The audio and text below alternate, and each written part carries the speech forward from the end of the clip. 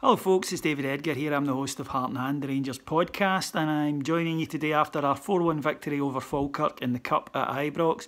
A decent display from Rangers, and the best thing about it was this team are making routine games routine, because I thought that there was no danger of us going out today, and the players certainly didn't either, and they showed that. They just absolutely breezed past Falkirk.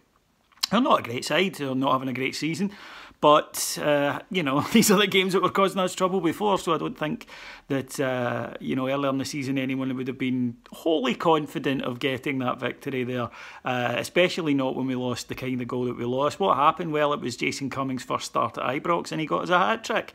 As I said when he signed, I'm very excited because I think this boy was just born to score goals for Rangers, and I think that he's proving that. That's 5 already, and he's only played in fits and starts for us. Just, his opportunities have been limited.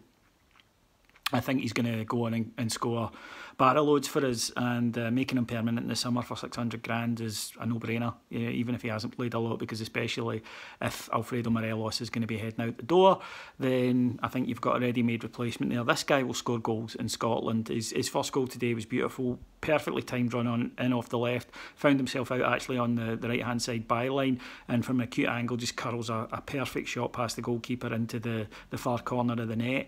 Rangers then, one of these refereeing things that seems to happen to us from time to time, if by time to time you count every fucking week, then David Bates was punched in the balls by Falkirk defender Muirhead, who received a booking. That's twice in a week David Bates has been struck by an opponent, and it's not been a red card. The refs are making up their own rules here. You can't not send them off because it's Falkirk and they're likely to lose and you feel a bit sorry for them and they're up against the bigger team. That's not how it works. He should have been sent off. And of course, to compound it, excellent free kick in from long range. Rangers don't really deal with it, and Craig Sibbald hits a shot that looks as if it's going to hit the corner flag and it rebounds off Muirhead into the net. But we didn't let it bother us. 28 seconds later, we're in the lead again, thanks to another great goal. Andy Halliday, who had a solid display at left back, puts in a good ball. But Jason Cummings, wonderful first touch to set up the opportunity, and then just passes it into the other corner of the net. And from there on in, it was pretty straightforward. Kind of repeat. Good move on the right-hand side. James Tavernier, who's playing well at the moment, fires in a good ball, and Jason Cummings would have been in for the hat-trick, but the rather hapless Muirhead got in and deflected another one into a net, unfortunately for him, into his own one. And that was that. Second half, Rangers proceeded to miss a good few chances, mainly through Alfredo Morelos, who had an absolute mare of a football match. He just did not play well at all. But hopefully he's got his misses out of his system today, with a big game coming up next week. And he got a hand, I suppose, in getting Jason Cummings' hat-trick when he was put clean through again. He'd missed one similar to that just a few moments before. And he did force a save from the keeper, and there was Jason Cummings to knock the ball into the net for his hat-trick. So 4-1, solid display. Graham Murty said afterwards he felt we were a bit sloppy, and we probably were. Sean Goss probably had his least effective game for us since he arrived.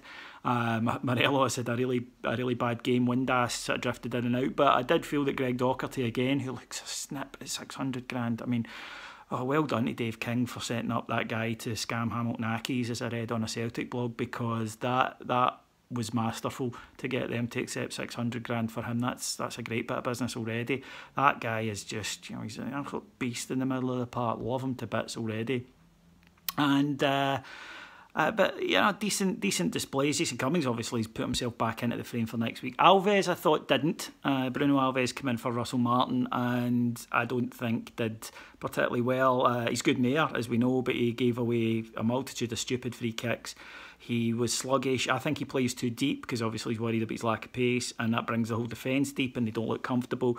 And for me, I think the defence, although Russell Martin hasn't pulled up any trees since he's been here, I think he's looked more solid, or the back four's looked more solid with him in it. And certainly I'd need Alves to have another 2 or 3 matches before I'd be considering him for a match of that importance. Speaking of which, in the draw, both the Glasgow teams will be disappointed to have avoided a bye into the final, or Aberdeen as it's known, and instead we have to play each other in the semi-final at Hampden. Bring it on, cannot wait. And that's the thing, you know, with Celtic at the moment. We've got 3 chances to beat them before the end of the season, and they're the favourites. Yeah, absolutely, we may not beat them, but we're in a position to give them a right good game, and I can't wait for any of these matches. Can't wait to get tore in. 3 matches, 3 different stadiums.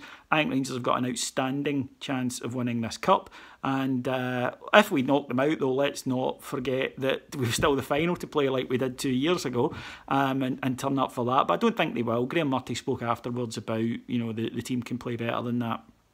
And he's right, we absolutely can. And that's exciting. But like I said right at the start, routine wins are routine. Again, that's a huge thing for Rangers.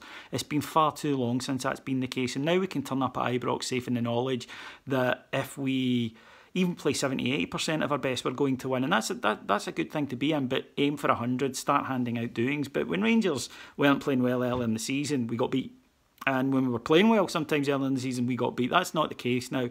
We obviously have a bit of work to do defensively, but I think that we are pretty good going forward. We'll cause teams problems. I mean, that's one thing, and that's one of the reasons I'm confident going into these Celtic matches. I don't doubt for a second Celtic have got players that can hurt us, but we've got players that can hurt them, and that hasn't been the case for a while.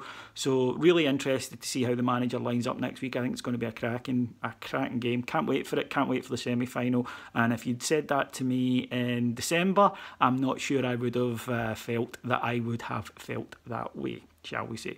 Okie doke, folks, we'll be back tomorrow night with our usual Monday night pod. We do 2 free pods a week, Monday and Thursday. However, if you want even more from us, go to our Patreon site. That's patreon.com/heartandhand, patreon.com, where you will get an extra 40 to 50 hours football content a month on all things Rangers, ranging from quiz shows, ranging from comedy shows, ranging from historical shows to current affairs and daily updates. There's loads. People seem to love it. It's only $1.99 a month. Come along if you like one show for 50p a week. It's well worth it, but considering that there's about 15 to 20 shows to pick from, I'm sure you'll find something you like. If not, the 2 free shows are always available, and I'll be back to talk to you here next week after the Celtic game. Mon the Jers, bye.